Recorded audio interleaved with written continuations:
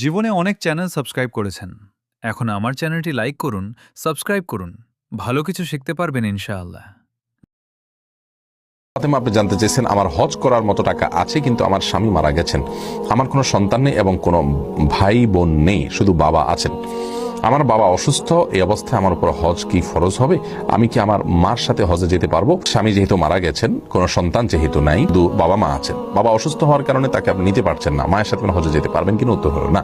আপনাকে হজে যেতে হলে কোনো একজন মাহরাম লাগবে। নবী আলাইহিস সালাম বলেছেন, কোনো মহিলা, কোনো নারী তার কোনো মাহরাম পুরুষ ছাড়া অন্য কারোর সাথে সফর করবেন না। এটা আপনার নিরাপত্তার খাতিরেই এই বিধান আল্লাহ রাব্বুল আলামিন দিয়েছেন। আপনার মা যে যাচ্ছেন তার মাহরামকে অবশ্যই তার এবং আপনার মাহরাম থাকতে হবে। হজে যাওয়ার জন্য একটা গুরুত্বপূর্ণ বিষয় হলো, আপনার মহিলা হিসাবে একজন নারীর কাছে যদি দুইজন ব্যক্তির হজের টাকা না জমে, তাহলে সেক্ষেত্রে আপনার উপর হজ ফরজ নয়। আপনার উপর হজ ফরজ হতে হলে, একজন নারীর উপর হজ ফরজ হতে হলে ডাবল হজের টাকা থাকতে হবে। বিদায় আপনার শুধু টাকা হয়ে গেছে, এই জন্য হজ ফরজ হবে না একজনের টাকা থাকলেই। কোন ব্যক্তির উপরে গোসল ফরজ হয়ে গেলে সাথে সাথে ফরজ গোসল করতে হবে নাকি বিলম্ব করার বিধান আছে? অন্যথায় কোনো ব্যক্তি যদি গোসল ফরজ হওয়া অবস্থায় ঘুমিয়ে পড়ে বা কোনো কাজে ব্যস্ত থাকে এবং নিয়ত রাখে যে পরবর্তী সময়ে ফরজ গোসল আদায় করবে, এমন অবস্থায় যদি গোসল করার আগে মৃত্যু চলে আসে, তবে কি মানে মৃত্যু নসিব হবে? দেখুন, গোসল ফরজ হওয়ার পর দেরি করা উচিত না, দ্রুত গোসল করা উচিত। বড় জোর আপনার রাতে গোসল ফরজ হলো, ফজর আগ পর্যন্ত আপনি লেট করতে পারেন, জায়েজ আছে। কিন্তু এক্ষেত্রে সুন্নাত হলো ওযু করে তারপর ঘুমাবেন।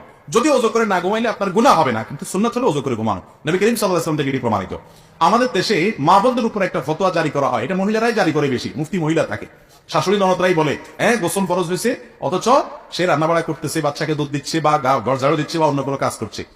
অথচ একই কাজ ছেলে যদি করে তার বিরুদ্ধে কোনো ফতোয়া থাকে না। যত ভুলভাল ফতোয়া, উল্টা পাল্টা মাসালা সব মহিলার উপরে কার্যকর করা হয়, আর মসজিদের ইমাম সাহেবের বিরুদ্ধে মুসল্লিরা করে। এই দুই জায়গায় মহিলারা করে মহিলাদের উপরে, শ্বশুরবাড়ির লোকেরা, আর মুসল্লিরা সব মিলে হুজুরের বিরুদ্ধে লাগে।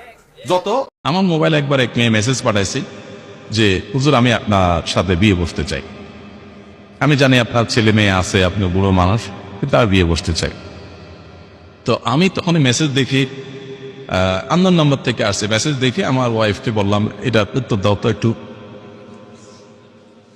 তো বেচারি মোবাইলটা নিয়ে প্রথমে চ্যাটিং করলেন, তোমার বয়স কত, কি। তো বললো যে এসএসসি পরীক্ষার্থী।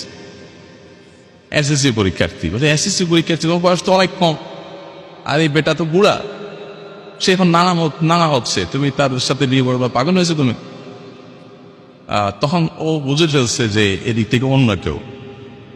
তো আমার ওয়াইফ একদিন ফোন দিস, ডাইরেক্ট কল দিলে সে ধরছে, ধরার পরে সে তো ভয় ধরছে যে বোকা দিবে। আমার ওয়াইফ বলে যে, দেখো তোমার একটা সুন্দর ভবিষ্যৎ আছে, এই ভাইরাল নামাজ পড়া যেরকম কিছু কিছু সময় নিষেধ আছে, স্ত্রী সহবাসের জন্য এরকম কোনো নিষিদ্ধ সময় আছে কিনা, এই প্রশ্ন উত্তর হলো না।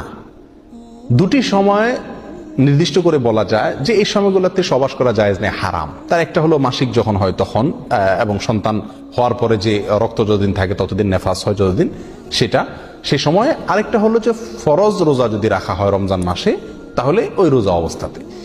এই দুই সময় ছাড়া পুরুষের জন্য স্ত্রী সহবাস বা স্ত্রীর জন্য স্বামী সহবাস কোনো অবস্থাতে আর নিষেধ না।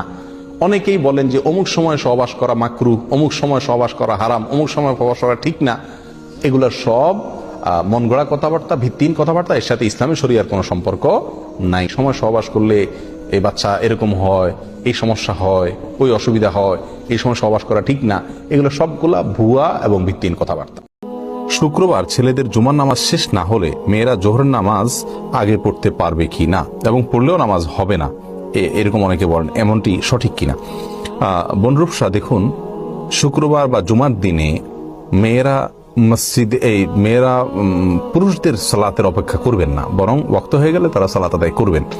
পুরুষরা মসজিদে সালাত আদায় করেছেন কিনা, সালাতের সময় হলো কিনা, এই বিষয়গুলো তাদের দেখার কোনো প্রয়োজন নেই, বরং মেয়েরা তারা খেয়াল করবেন শুধুমাত্র ওয়াক্ত হলো কিনা। যদি ওয়াক্ত হয়ে থাকে তাহলে সেক্ষেত্রে তারা তাদের বাসায় সালাত আদায় করবেন, এবং পুরুষদের মসজিদে সালাত আদায় হোক বা না হোক, এই বিষয়টি তাদের দেখার কোনো প্রয়োজন নেই।